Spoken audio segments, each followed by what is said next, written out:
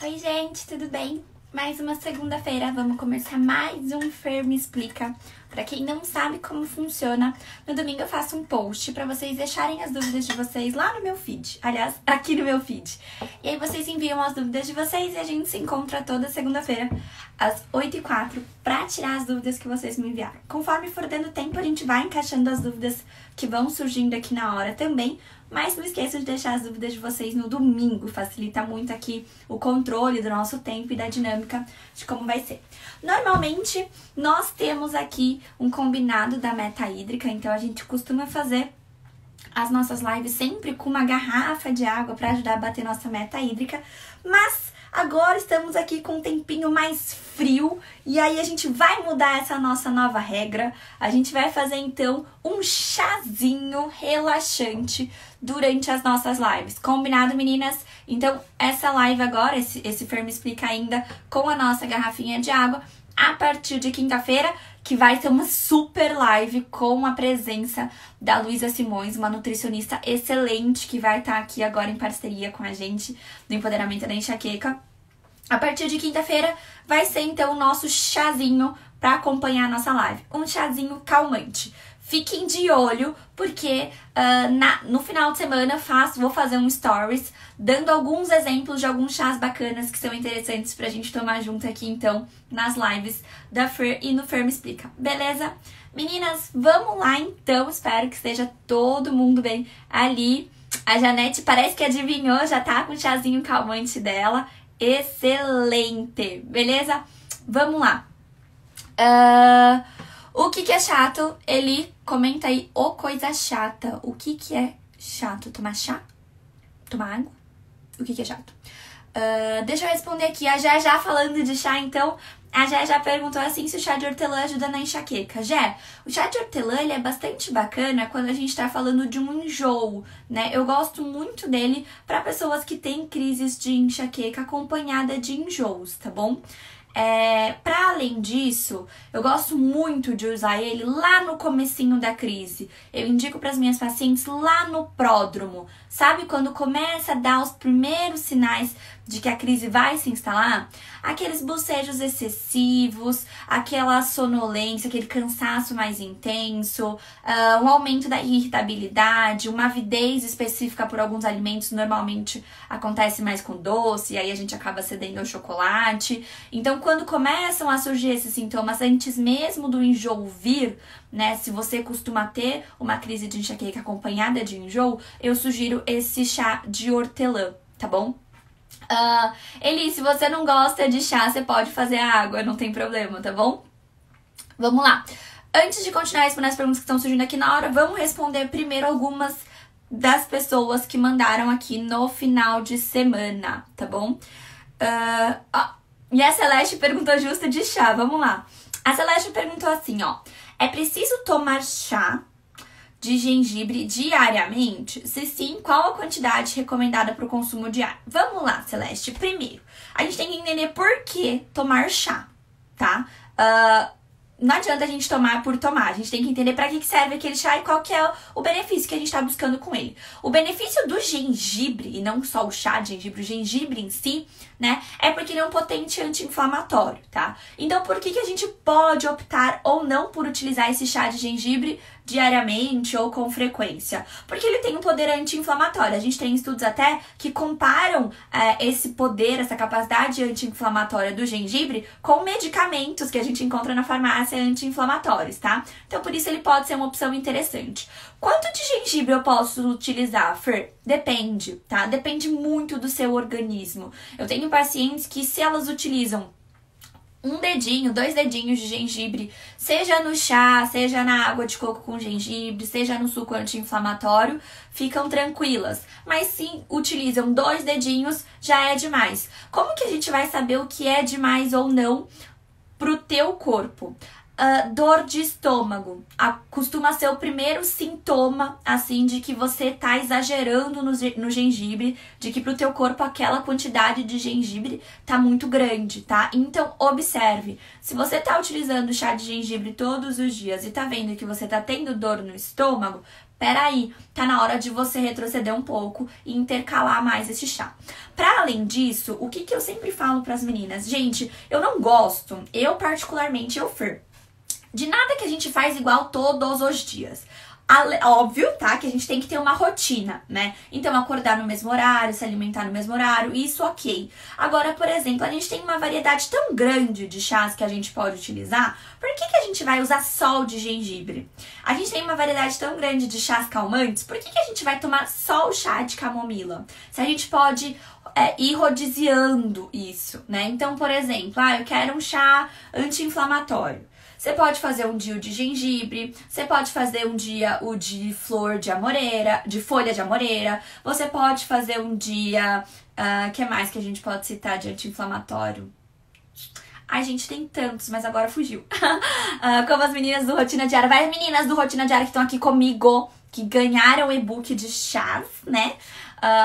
Elas veem lá que tem uma série de opções que dá pra gente utilizar, tá? Então é importante. O de dente de leão, tava com o de dente de leão na cabeça e na hora fugiu. Então o de dente de leão também é um anti-inflamatório. Então é importante a gente ir rotacionando. Pensando num calmante, então, que vai ser o chá que a gente vai começar a usar ali, o coraçãozinho verde. O chá que a gente vai utilizar aqui, então, nesse período da live, com frequência, que vão ser chás mais calmantes, por exemplo, a gente tem de melissa. A gente não precisa ficar só no de camomila, tá? Tem o de melissa, tem o de mulungum, tem o passiflora, que é a flor de maracujá. Então, a gente tem várias opções. Eu acho muito bacana quando a gente vai rodiziando. Então, pega a função principal desse chá, né? Então, você separa ele por funções, que é que nem tá no e-book, de chás, e você vai rotacionando esses chás, até para que você não fique enjoada de consumir sempre o mesmo chá, tá bom? Vamos lá. A Simone mandou assim: tenho enxaqueca menstrual com crises antes ou após da menstruação.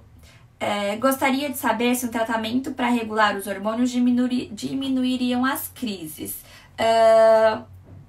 Simone, vamos lá, o que acontece? Esse tratamento de reposição hormonal, né, não sei qual ao certo você tá pensando em fazer, mas os estudos que a gente tem para enxaqueca em relação à reposição hormonal, a grande maioria acontece em mulheres que estão na menopausa e acabam recorrendo à reposição hormonal justamente por conta dos inúmeros sintomas que acabam vindo junto com a menopausa, tá? Com o climatério, vem desde o climatério até a menopausa, esses sintomas, e até pós-menopausa algumas, né?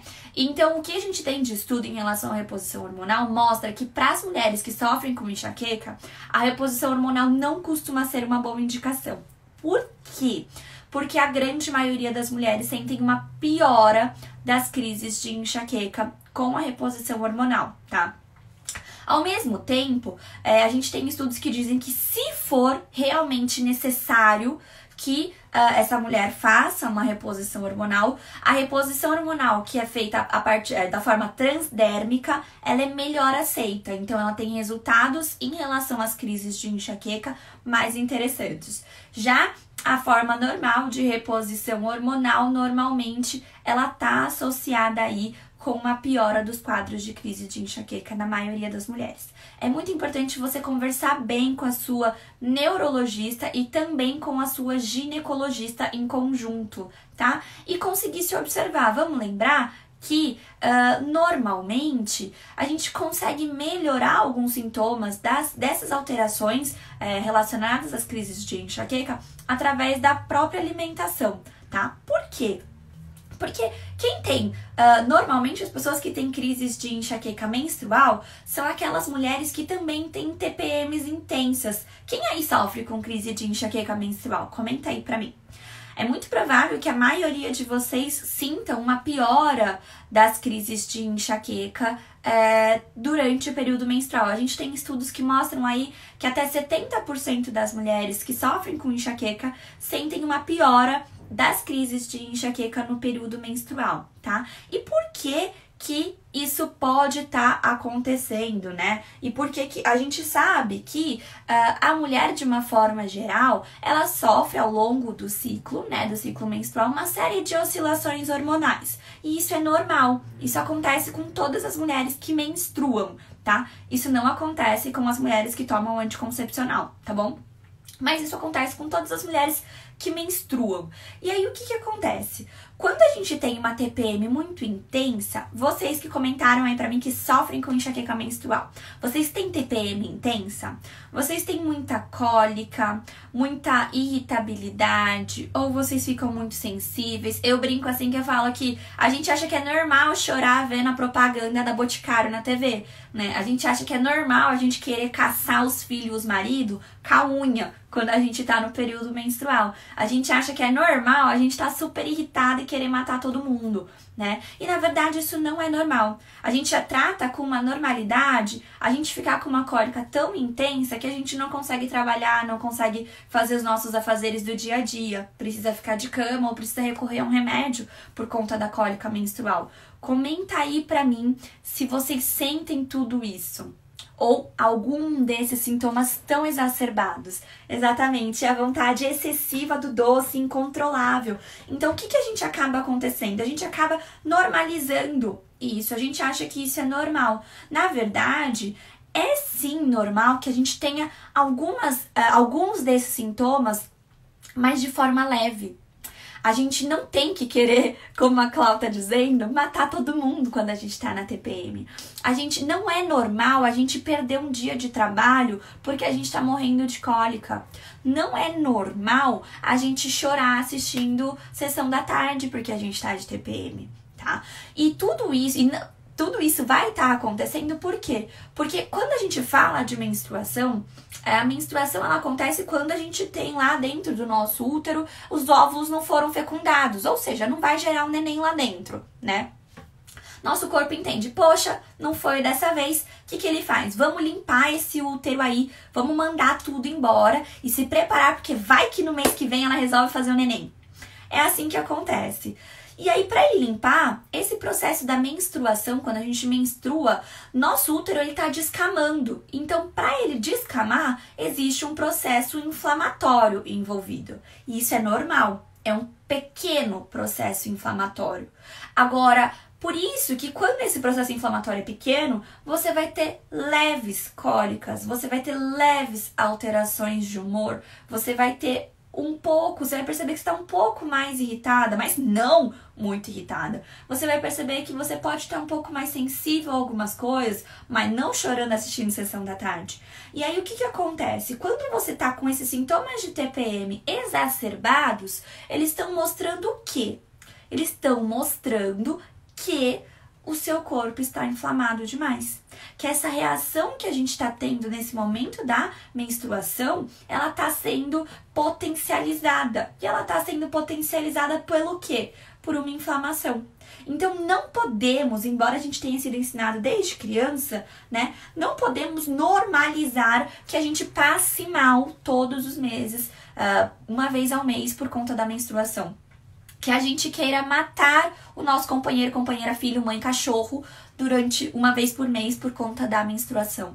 E aí é justamente nessas mulheres que têm uma TPM exacerbada, nessas mulheres que estão mais inflamadas, que a crise de enxaqueca menstrual ela vai se destacar. Então, como que a gente pode melhorar isso através das mudanças de hábito? A gente tem que vir desde o começo do ciclo, e o ciclo começa lá no primeiro dia da menstruação, fazendo mudanças de hábito no sentido de melhorar a eliminação de toxinas do nosso corpo, porque vocês já aprenderam aqui comigo no aquecimento do Rotinas Diárias que excesso de toxina inflama o nosso corpo, então a gente melhora a eliminação de toxinas do nosso corpo e a gente também precisa potencializar a desinflamação.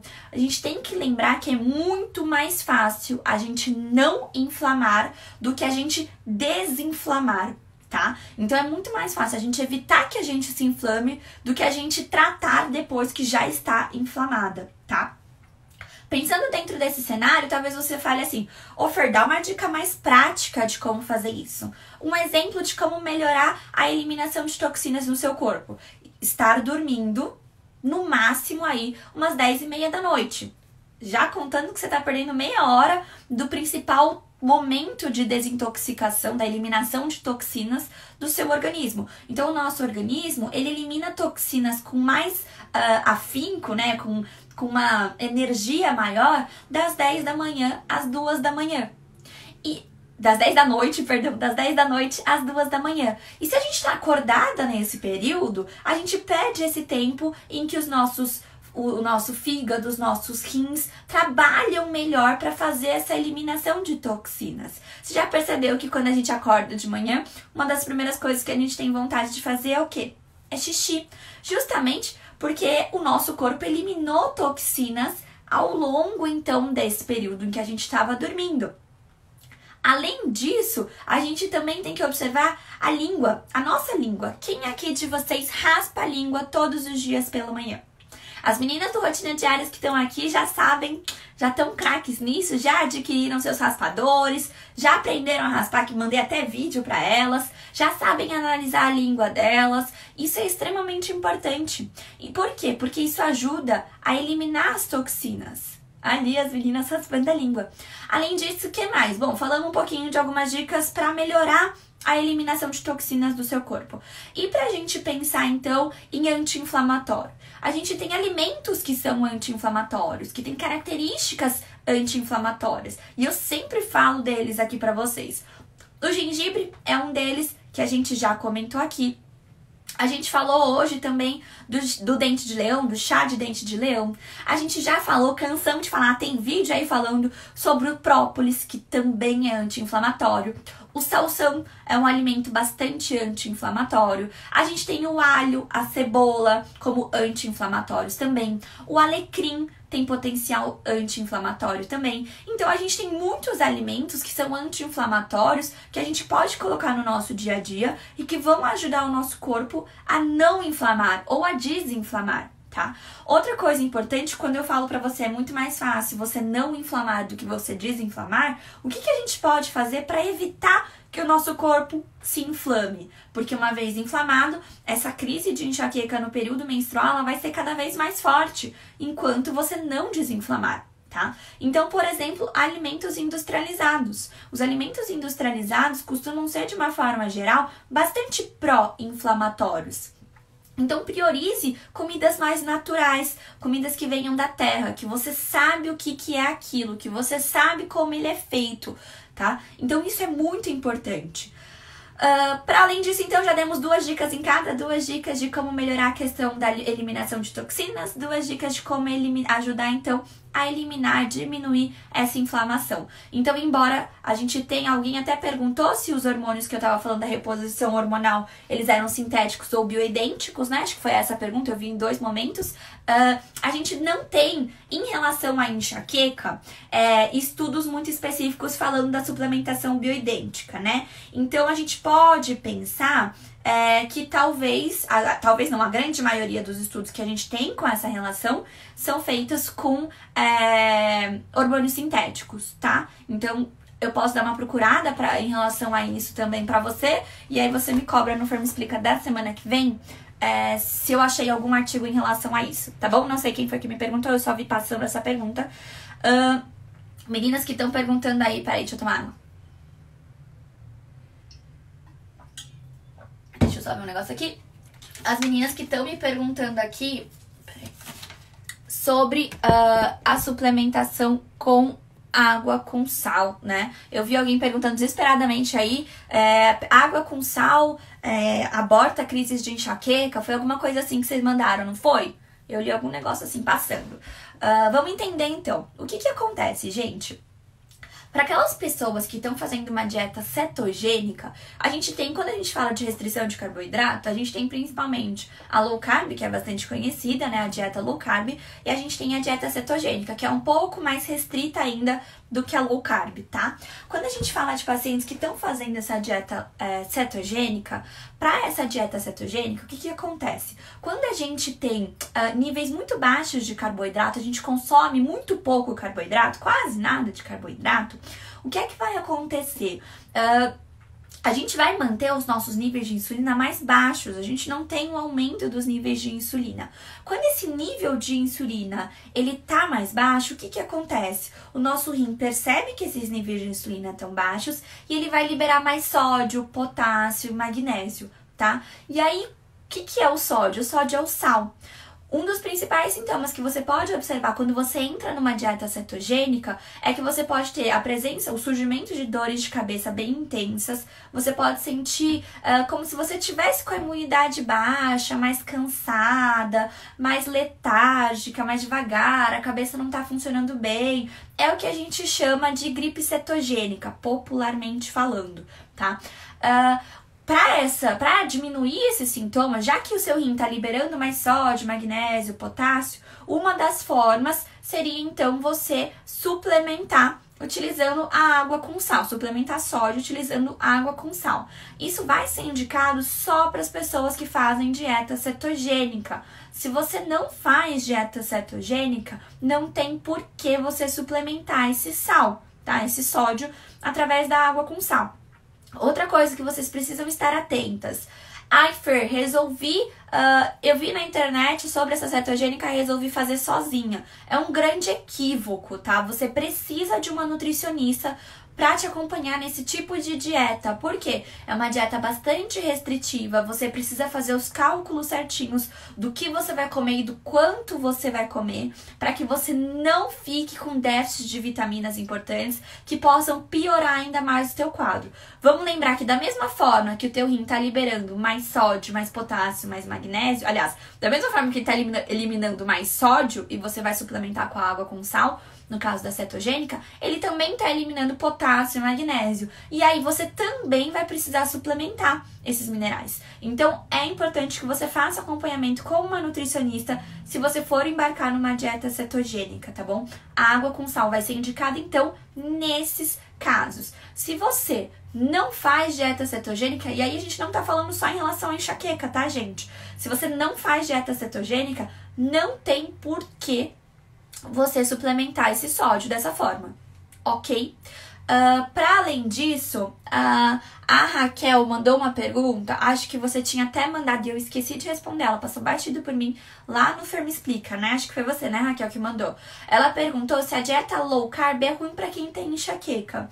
Não. Ela não é ruim. Ela é obrigatório, necessariamente, quem tem enxaqueca precisa fazer uma low carb? Não. É uma escolha, é uma estratégia que você pode tentar. Quando a gente fala de carboidratos, o que a gente precisa lembrar que é importante que a gente controle o uso, o consumo do carboidrato refinado, do carboidrato simples, tá? Mas que o carboidrato complexo, ele é super bem-vindo, tá? Então, escolher fazer uma low carb é uma opção sua, é uma opção que você vai tentar e pode ser que você tenha bons resultados, pode ser que não, tá? Mas ela não vai prejudicar, a menos que você não esteja com uma saúde ok. É importante você fazer uma avaliação com uma nutricionista antes. Eu sempre falo para as pessoas assim, não custa muito você fazer pelo menos uma consulta com a nutricionista, para que ela te peça teus exames de sangue, para que ela te avalie. A Lu, por exemplo, a Luísa Simões, que é a nutricionista nossa parceira aqui do Empoderamento da Enxaqueca, ela na avaliação dela, ela faz uma série de perguntas, ela faz uma avaliação do teu exame de sangue antes de pensar no que é que vai ser a dieta que ela vai indicar pra você, tá? E é justamente por isso que a gente tem essa parceria, porque aí a gente trabalha em conjunto. A gente ela olha pro lado nutricional, ela faz uma avaliação de como tá seu exame de sangue, do que é que você tá precisando, nutricionalmente falando, quais vitaminas você tá precisando, e aí eu entro com todas as outras mudanças de hábito que você precisa fazer. Entendeu? Então é por isso que a gente sempre fala que o trabalho, quando a gente fala em tratamento de enxaqueca, tem que ser multi. Então são profissionais de diversas áreas que juntam seus conhecimentos para fazer com que você tenha o melhor atendimento possível. E é isso que a gente busca fazer aqui no Empoderamento na Enxaqueca. Beleza? Bom, vamos lá. Deu para entender, Raquel, então? Sobre a low carb, ela pode sim te ajudar. Não conheço casos de pessoas que pioraram das crises de enxaqueca, mas conheço casos de pessoas que não melhoraram das crises. Então, você pode pensar na possibilidade e buscar um suporte adequado aí com a sua nutricionista, beleza? Ou com a Lu, a nossa nutricionista. Vamos lá. O Arthur perguntou aqui. Enxaqueca em homem é raro? Porque percebo que é mais comum nas mulheres, porém eu tenho muito mais que minha namorada. Poxa, Arthur, sinto muito. Na verdade, qual que é a proporção? Normalmente a proporção que a gente encontra, né, nos estudos é que para cada 4 homens para... Ixi, gente, confundi minha cabeça. Enfim, a enxaqueca ela tem uma prevalência maior nas mulheres, tá? Então, para cada 4 mulheres com enxaqueca, agora sim, agora veio falar, vocês viram que hoje eu não tô ok, né? Para cada 4 mulheres com enxaqueca, a gente tem um homem com enxaqueca, tá? Então, a gente tem uma prevalência muito maior na mulher. O lado, entre muitas aspas, bacana de você e sua namorada terem a crise de sofrerem com enxaqueca é que o tratamento de vocês ele pode ser potencializado pelo suporte que um vai dar no outro, né? Então, quando um resolve fazer a mudança de hábito, o outro incentiva. Então, a gente vai tendo aí um apoio, um suporte que nem todas, principalmente as mulheres, Arthur, a maioria delas não tem, né? Então, as meninas que estão aqui, elas podem até comentar se elas têm ou não esse suporte dentro de casa. Nem todas as pessoas que nunca sofreram com enxaqueca, aliás, a grande maioria das pessoas que não sofreram ou não sofrem com enxaqueca, não conseguem entender o quão debilitante a enxaqueca pode ser, o quão muito mais do que uma dor de cabeça é a enxaqueca. Então, o fato de você ter do teu lado uma parceira que também sofre com enxaqueca, eu acho que pode servir para vocês dois como um incentivo para irem juntos. Então, por exemplo, e eu falo isso por conta do meu parceiro, porque eu tinha enxaqueca, né? Hoje eu tá totalmente controlada, ele nunca teve, e mesmo assim ele conseguiu, né, ter a maturidade, ter o entendimento para me acompanhar em todas as mudanças que foram necessárias, tá? Ali a Cleide comentando, a maioria não tem, tá? Então, o que acontece? Quando você tem esse suporte, por exemplo, eu quero começar a fazer caminhada porque eu preciso, eu ouvi dizer, a Fer explicou sobre os benefícios, a diminuição do cortisol, a liberação de dopamina, de serotonina durante a prática do exercício físico. Ela me explicou lá que isso aí vai ajudar a melhorar minha qualidade do sono, vai diminuir meu nível de ansiedade, vai diminuir meu nível de estresse. Amor, tô a fim de fazer a caminhada. Quando você tem uma pessoa que te dá suporte, ela vai fazer o quê? Ela vai ou dizer, nossa, eu acho uma boa ideia, eu acho que vai te fazer bem, ou ela vai pegar na tua mão e vai caminhar com você. No teu caso, Arthur, como você e sua namorada sofrem com enxaqueca, tem mais chance de um pegar a mão no outro e fazer juntos. Hoje, por exemplo, vamos comer uma coisa saudável, vamos fazer uma dieta, uma alimentação uma vez, a gente se vê só de final de semana, por exemplo. Vamos fazer isso, por exemplo, a gente se vê sábado e domingo. Vamos fazer o seguinte, amor, no sábado a gente se encontra, a gente vai fazer uma caminhada. E aí vamos almoçar um almoço sem alimentos industrializados? Vamos fazer um saladão bem gostoso pra gente comer junto? Ou uns legumes refogados no forno pra gente comer junto? Ai, Fer, é demais, a gente ainda não tá nesse nível. Tudo bem, vamos fazer uma macarronada com macarrão integral? Vamos fazer uma macarronada com macarrão feito com grão de bico em vez de farinha comum? E um molho de tomate caseiro? A gente só pega os tomates, bate lá no liquidificador, acerta um pouquinho da acidez, põe pra ferver e tá pronto. Vamos! E assim vocês vão se motivando, vocês vão criando juntos e vira um suporte, porque quando um pensa em desistir, quando dá preguiça, o outro vai lá e fala, não, vamos fazer. Ou não desiste, vamos lá, vamos. Então essa rede de suporte que você tá tendo a possibilidade de ter, Arthur, é uma importante ferramenta a seu favor. Coisa que muitas das mulheres que estão aqui não têm. Então, para pra pensar que você vai estar dando uma rede de suporte para sua namorada que talvez ela não encontre em casa e você vai estar fazendo com que ela seja a rede de suporte que você muito provavelmente não vai encontrar nos seus amigos, por exemplo, que não sofrem com enxaqueca. Beleza? Serve para aumentar ainda mais o amor de vocês, a união de vocês, o apoio que um vai dar pro outro, tá bom? Deixa eu dar uma lidinha aqui.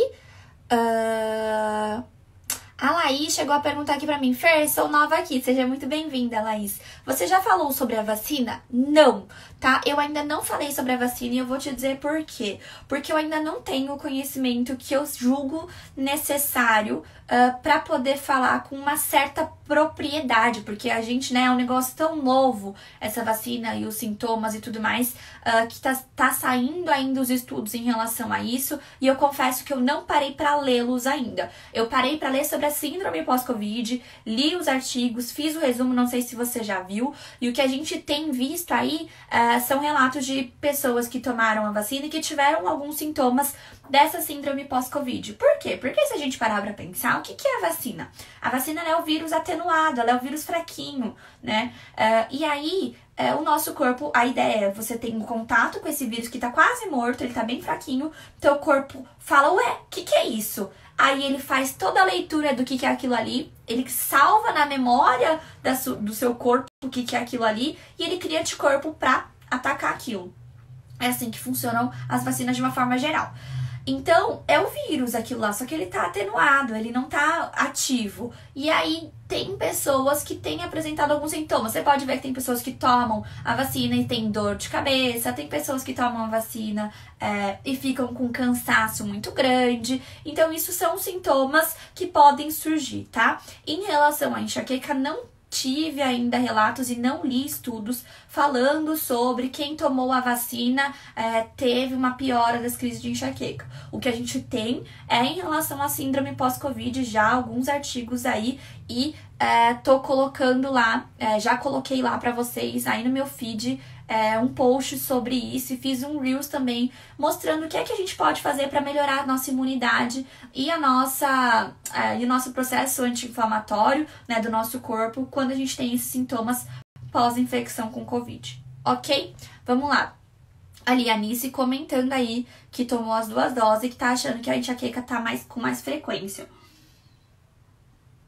Primeiro relato que eu tô recebendo, viu? Nice, vamos observar. Quem já tomou também e tiver o relato depois, pode ir trazendo aqui pra gente, porque aí isso também dá um rumo pra eu buscar os artigos e trazer pra vocês, tá bom? Vamos lá, deixa eu ler a próxima aqui, ó. A Kelly mandou assim, ó. Olá, Fernanda. Acho que todos os dias sinto enxaqueca. É normal? Sinto isso mais durante a noite, mas é só de um lado da minha cabeça. Kelly, muito bem-vinda. Deixa eu te explicar, vamos lá. Não é normal, falo isso pra você, falo isso pra todo mundo. Não é normal sentir dor todos os dias. Embora isso possa ser comum. Isso pode ser comum, mas isso não é normal, tá? A gente não deve aceitar o fato, eu sinto dor todo dia, é normal. Não, não é normal. Se fosse normal, todo mundo ia sentir dor todos os dias. Não, Fer, mas é só pra quem tem enxaqueca, tudo bem. Nem todo mundo que tem enxaqueca tem dor todos os dias, tá? Então não é normal, embora seja comum. Essa característica que você disse pra mim, uma dor que vem mais no final do dia, começo da noite, as crises de enxaqueca que têm essa característica, normalmente elas têm uma relação bastante importante com ansiedade e nível elevado de estresse. Se você estiver aqui comigo na live, Kelly, comenta aqui pra mim. Você é uma pessoa muito ansiosa? Você é uma pessoa que tem um nível de estresse muito elevado? Esses costumam ser 2 gatilhos muito importantes que costumam estar relacionados com essas crises de enxaqueca que vêm ao final do dia, tá bom? Então comece a observar, já é uma dica aí pra você começar a seguir no caminho pra melhorar esses 2 fatores. E você já sabe, como a gente fala aqui dos 5 pilares da autocura da enxaqueca, né? Pro controle das crises de enxaqueca. Então você precisa equilibrar esse fator que no teu caso é o controle, então, do estresse e da ansiedade. Beleza? Última coisa da sua pergunta. Essa dor que você tem, que é de um lado só, ela é bem característica da enxaqueca. A enxaqueca, classicamente, ela é descrita como uma dor de cabeça M, né? Só em metade da cabeça, tá bom? A gente tem pessoas que vão apresentar dores que vão ficar mais na região da testa, ou que vão ficar mais na região da nuca, ou que vai ficar na cabeça inteira, ou que reveza de lado, às vezes é do lado direito, às vezes é do lado esquerdo. Então, essas características podem mudar, mas classicamente, a crise de enxaqueca é descrita como uma dor de cabeça em metade da cabeça, ok? Vamos lá. A Carol comentou assim pra mim, ó. Gravidez e enxaqueca. Quais medicações são indicadas para o controle da dor durante a gestação? E há algum risco dessas medicações pro bebê? O que acontece, Carol? Quando a gente fala da gravidez e enxaqueca, tem post recente até sobre isso. Os únicos medicamentos abortivos que costumam ser liberados é dipirona e paracetamol. E por quê? Tá? Porque a gente tem estudos com dipirona e paracetamol mostrando que nem para mamãe e nem para o bebê esses 2 medicamentos fazem mal. Alguns casos, alguns neurologistas, junto com o obstetra, então a decisão de entrar com uma outra medicação para você gestante, uma medicação abortiva de crise, ela tem que vir de comum acordo do seu neurologista com a sua obstetra, tá? Não toma só se um só falar ok. Se só o neurologista falar ok, você precisa consultar a sua obstetra. Se só o seu obstetra falar ok, você precisa consultar o seu neurologista, ok? É importante isso para assegurar que você e o seu bebê não corram riscos. O que acontece? A maioria dos outros medicamentos, eles não foram testados em mamães, né, em gestantes. Então, e alguns que foram testados, eles não conseguiram comprovar nem que aumentava o risco, né, de alguma malformação fetal ou algum risco para a mamãe, e nem de que não aumentava. Então, fica naquela dúvida. Pode ser que tem alguma alteração, pode ser que não. Por segurança, a grande maioria dos obstetras e neurologistas optam por deixar apenas paracetamol e dipirona como indicados para gestantes que sofrem com crises de enxaqueca. Uma notícia boa, não sei com quanto tempo você tá de gestação, mas para a grande maioria das mulheres, e aí comenta aí para mim, você que já foi mamãe, já é mamãe, né? Como é que foi a sua gravidez em relação às suas crises de enxaqueca? Para a maioria das mulheres, o primeiro trimestre, ele ainda é bem conturbado, com bastante crises, às vezes mais intensas do que antes. E depois do primeiro trimestre, essas crises diminuem. Tem mulheres que chegam a não ter crises de enxaqueca depois do primeiro trimestre da gestação, tá? Isso acontece porque os hormônios, eles param de oscilar depois do primeiro trimestre. No primeiro trimestre, eles ainda estão subindo muito esses hormônios. E depois, ali, ó, a Mi comentando que não teve. E depois desse primeiro trimestre, que é justamente quando a gente fala que é o período em que a mulher tem mais chance de perder o bebê, que tá tendo muitas alterações lá dentro pra fazer aquele óvulo, né, ele ser fecundado e aí aquele bebê ir se formando aos pouquinhos. Então, o que acontece? Depois desses 3 meses, esses hormônios dão uma estabilizada. Eles param de subir e descer. Quando esses hormônios estabilizam, normalmente as mulheres param ou diminuem, então, a frequência das crises de enxaqueca. Então, talvez seja uma esperança nesse sentido. Para além disso, as mudanças de hábito valem igual e, na verdade, são ainda mais importantes para você durante a gestação. Então, capricha muito na sua hidratação, porque você vai perceber que você vai ter, normalmente, mais retenção de líquido. Comentem aí, meninas, a maioria das mulheres incham bastante durante as crises. O nariz fica gordinho, o pé fica inchado, a mão fica gordinha. Então, isso costuma acontecer durante a gestação, então capricha na ingesta hídrica. Exercício físico é muito importante. Ô, Fer, mas como é que faz exercício físico com aquela barriga enorme? Mulher, e eu grávida, fazia hidroginástica lá com as senhorinhas, super energética lá fazendo, depois morria, né? Mas precisa fazer exercício físico durante a gestação. Isso ajuda a diminuir as dores nas costas, que é muito comum por conta do peso que a gente tá carregando.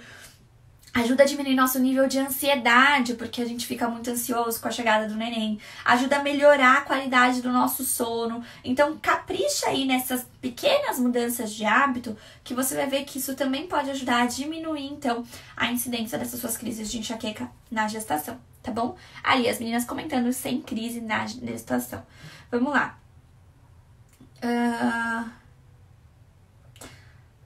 Outra... Foi só um comentário, não foi uma pergunta, mas que a Sandrinha fez, né? Meu mal mesmo é enxaqueca menstrual. Será que é algo... será que é algo que comemos todo dia? Sandrinha, pode ser... como a gente já explicou sobre inflamação, sobre como acontece a enxaqueca menstrual e como acontece as TPMs exacerbadas, pode ser que ao longo dos dias você esteja consumindo alimentos que são muito pró-inflamatórios. Então, se você consome muita carne vermelha, por exemplo, pode ser que isso esteja favorecendo que você tenha uma piora das crises de enxaqueca no período menstrual. Se você consome muitos alimentos pró-inflamatórios, como, por exemplo, o glúten, ou o leite de vaca, ou o amendoim, pode ser, então, que você esteja favorecendo que o seu organismo esteja mais inflamado e aí você vai potencializar sua crise de enxaqueca menstrual. Então, tem que ficar de olho sim na sua alimentação. Quanto mais natural possível, melhor. Isso vai ajudar teu corpo a não inflamar. Mas não basta isso, você também vai precisar desinflamar. Então, fique atento, se você estava assistindo aí no comecinho da live, então você já pegou as dicas que eu dei sobre como desinflamar e mão na massa, tá bom? A Su perguntando se é perigoso enxaqueca com mal-estar. Su, eu não conheço ninguém que tem enxaqueca que não tem mal-estar, tá? Uma sensação de fraqueza pode surgir. Algumas pessoas têm até tontura e essa tontura pode vir antes da dor de cabeça surgir ou pode vir junto com a dor de cabeça. Isso acaba sendo muito normal e comum nas crises de enxaqueca, tá bom?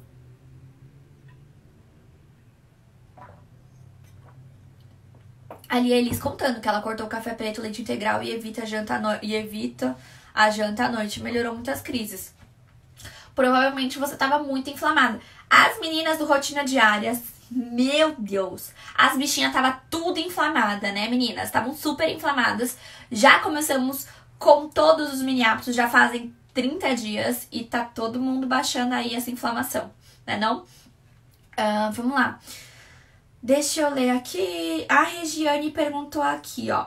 Gostaria de saber sobre a pulseira, o uso do colar de âmbar. Li alguns relatos que em contato com a pele libera propriedades analgésicas e anti-inflamatórias. Será uma boa para enxaqueca?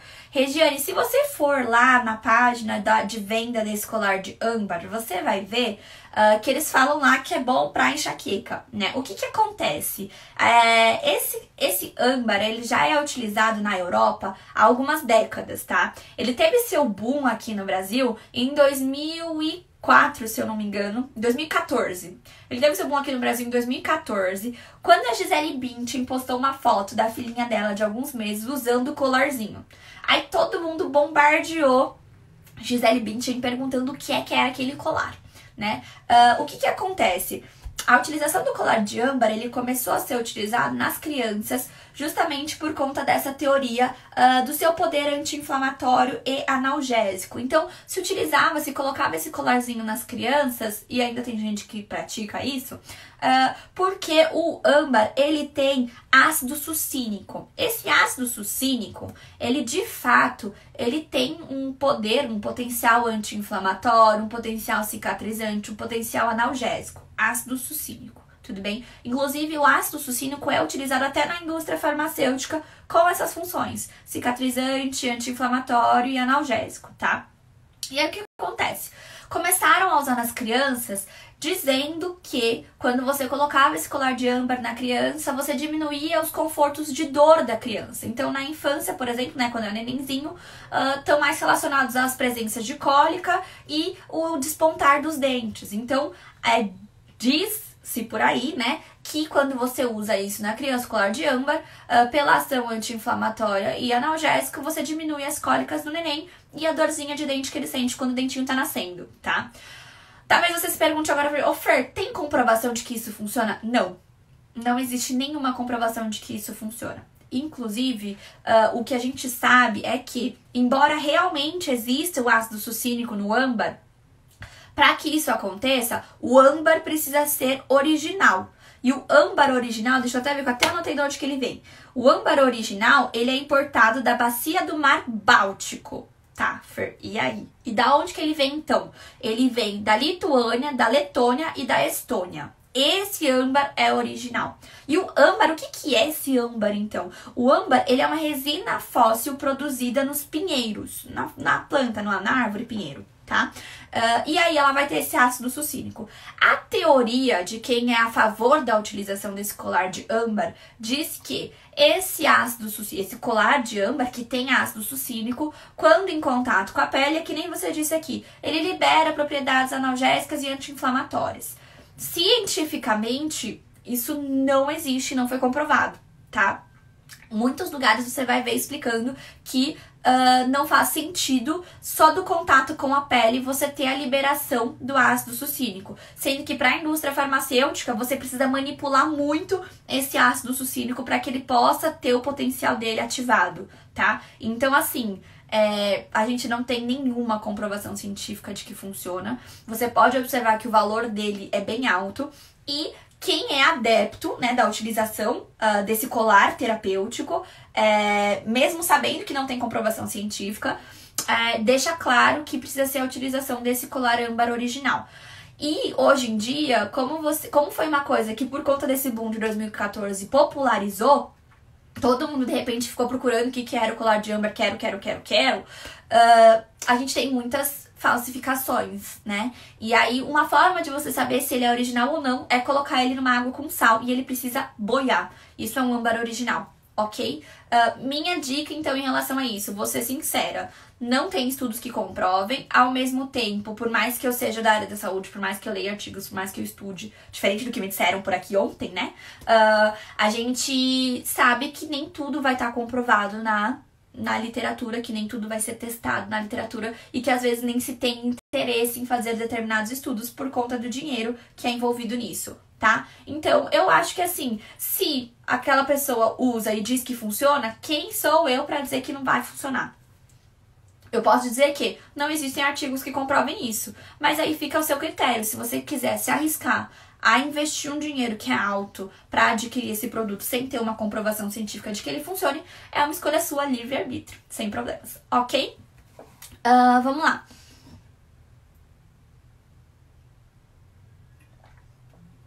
A Viviane colocou assim, ó. Sempre que como abacate, tenho crises fortes de enxaqueca. Por que será? A gordura que tem no abacate faz mal? Vivi, você come abacate com o quê? Você come só o abacate?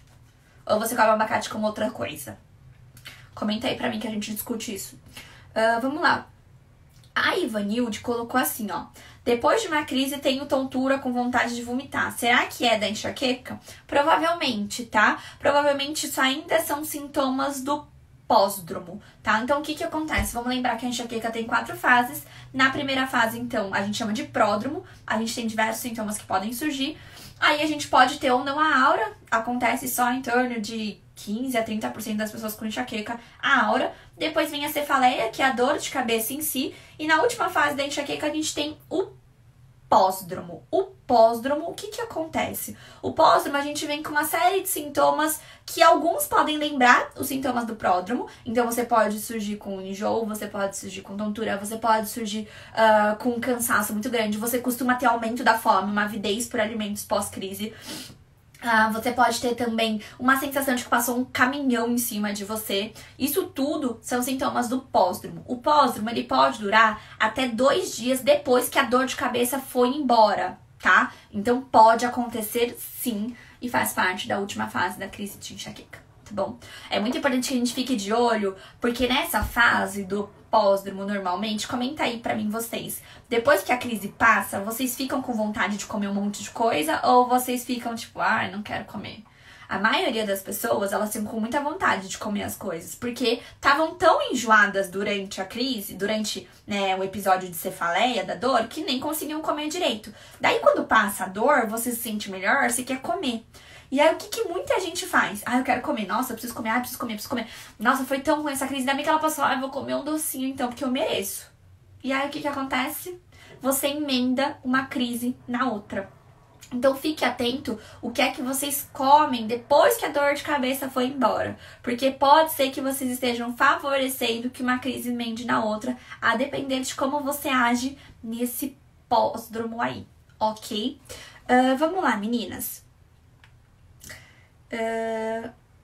A Vanessa perguntou assim pra mim: existe indicação para óleo de coco em cápsula para enxaqueca?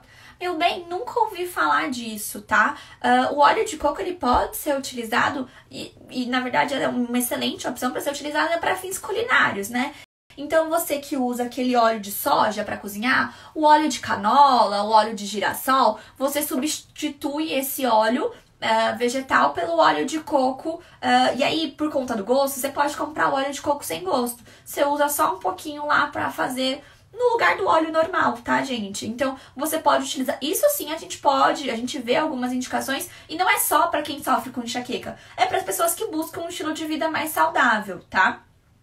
Agora, suplementar cápsula de óleo de coco eu nunca ouvi falar. Confesso pra você, nunca ouvi falar. Se você tiver da onde você ouviu e quiser me mandar por direct, você manda pra eu dar uma olhada, porque nunca ouvi falar, tá? Vamos lá. A Núbia mandou assim, ó: sinto dor de cabeça todos os dias, não sei mais o que fazer. Me chamo Núbia. Núbia, primeira coisa, diário da enxaqueca. Vamos lá, abaixo do diário, na minha bio tem o link, clica lá, vai aparecer lá as opções, tem lá o e-book Entendendo Sua Enxaqueca, tem lá pra marcar consulta e tem lá pra baixar o diário da enxaqueca. E fora meu canal do Telegram e meu canal do YouTube. Tem tudo isso lá na minha bio, é só você clicar naquele link. Baixa o diário da enxaqueca. Primeira coisa que a gente precisa fazer, entender o que é que tá em desequilíbrio. Porque se você tem dor todos os dias, de duas uma. Ou você tem algo que tá em desequilíbrio, que tá presente todos os dias no seu corpo. E aí pode ser que por isso, ou talvez seja um outro motivo, você use o analgésico com frequência. Então, você tá num quadro de uso excessivo de analgésicos. Então, esses dois fatores costumam estar muito relacionados com as dores diárias. Ou o uso excessivo de analgésicos, ou então, o fator que está em desequilíbrio, ele está presente aí todos os dias, ou quase todos os dias na sua vida. E por isso que você nunca consegue sair da crise. Você está todos os dias em crise, ok? Outra coisa que a gente precisa observar é se todos os dias você está em crise de fato de enxaqueca, ou se você tem episódios de dor de cabeça todos os dias, mas não necessariamente uma crise de enxaqueca. Isso também faz diferença na hora do tratamento, tá bom?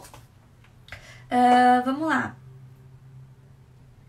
A Bruna mandou assim, boa noite. Oi, Fer, gostaria de saber por que quando tô com enxaqueca, meu olho coça muito, sempre do lado da dor. Minha enxaqueca é menstrual. Meninas, comentem aqui pra mim, vocês têm coceira? Meninas e meninos, porque a gente tá com o Arthur aqui. Vocês têm coceira no olho durante as crises de enxaqueca de vocês? Comentem aí pra mim.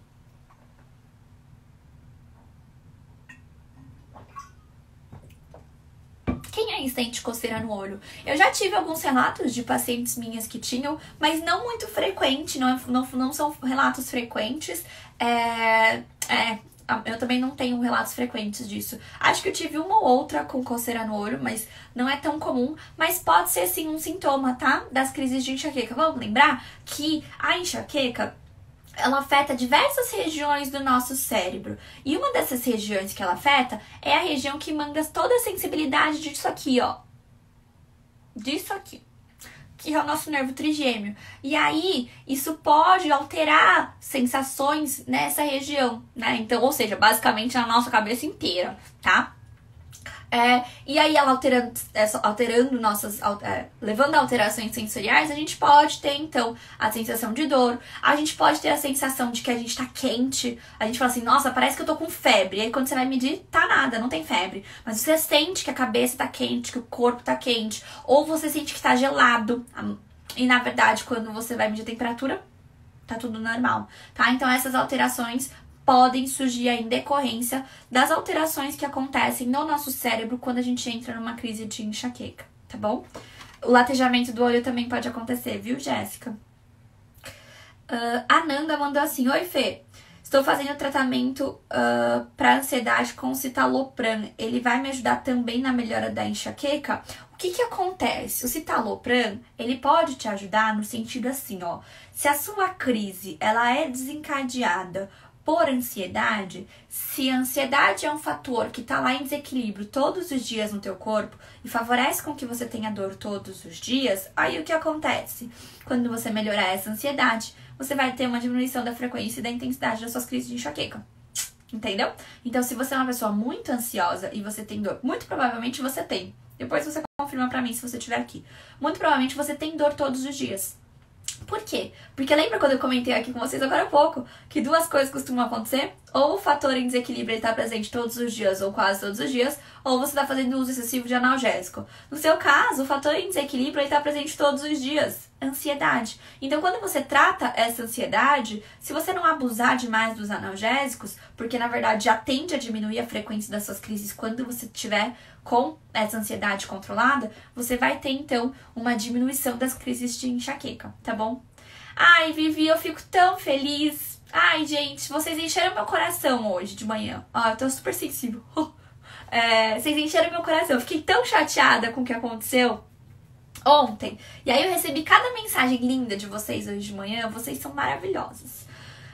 Vamos lá. A Cássia mandou assim, ó. Oi, Fer, posso tomar chá de alecrim com própolis antes de dormir? O shot matinal pode ser com gengibre natural? Cássia, pode. O shot matinal pode ser com gengibre natural. Ele é ainda melhor se for. É que às vezes eu faço com gengibre natural, às vezes eu faço com gengibre em pó, às vezes com a cúrcuma em pó também. Então é importante você rodiziar também. Eu gosto muito de rodiziar a cúrcuma e o gengibre. Você pode usar ele em natura, rala ele. Sabe aqueles raladores bem fininhos? Rala ele lá. Eu tenho um vídeo no meu Reels onde eu fiz ele com... Eu fiz água de coco com gengibre, mas eu mostro o ralador, ele é bem fininho.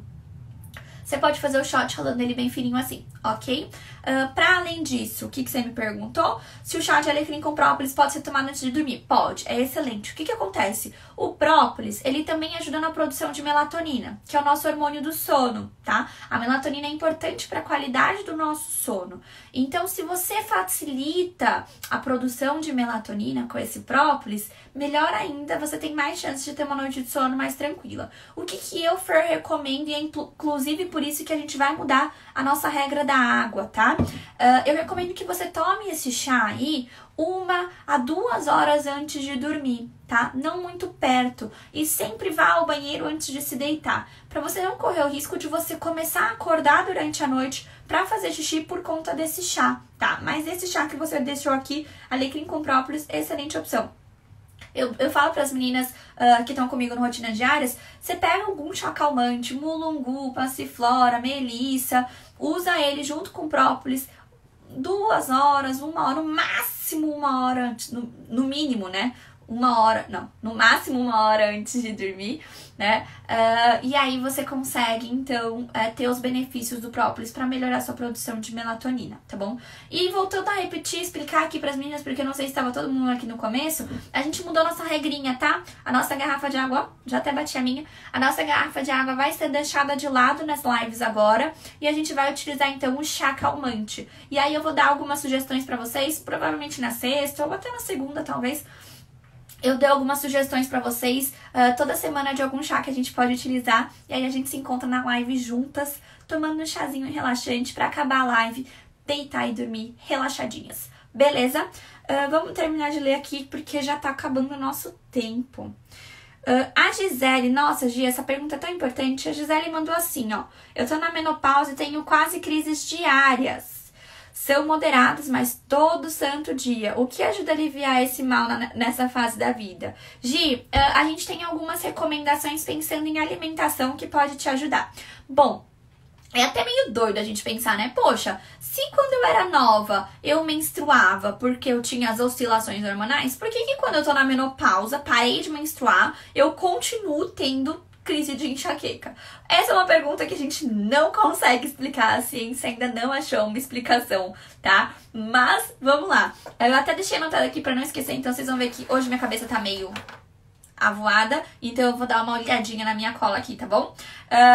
Cafeína é uma das coisas que é importante a gente evitar. Eu vou mandar uma listinha de coisas que a gente tem alguns relatos na base da nutrição que mostra que seriam interessantes evitar por conta da menopausa, tá? Dos sintomas da menopausa. Então, por exemplo, o que pode piorar as ondas de calor da menopausa e também pode piorar as crises de enxaqueca? Cafeína, alimentos estimulantes, tá? Então, a cafeína vai estar presente no café preto, ela vai estar presente no chá verde, ela vai estar presente no chá preto, ela vai estar presente, que mais? No chá mate, ela tá presente no tererê. Então, é bom evitar em alguns refrigerantes, né, que já deveria estar evitando, mas tudo bem. Então, é importante a gente evitar alimentos estimulantes. Para além disso, alimentos apimentados também seriam interessantes de serem evitados nesse momento, tá bom? Que mais? O álcool, obviamente, que também pode piorar. Isso, Daisy, chá sem açúcar. Os níveis elevados de estresse também podem piorar suas crises de enxaqueca nesse período. Então, como que você pode melhorar isso?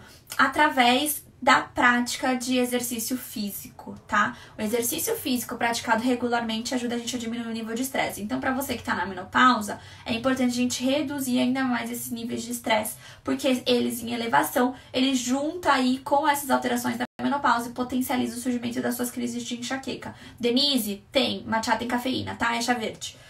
Vamos lá.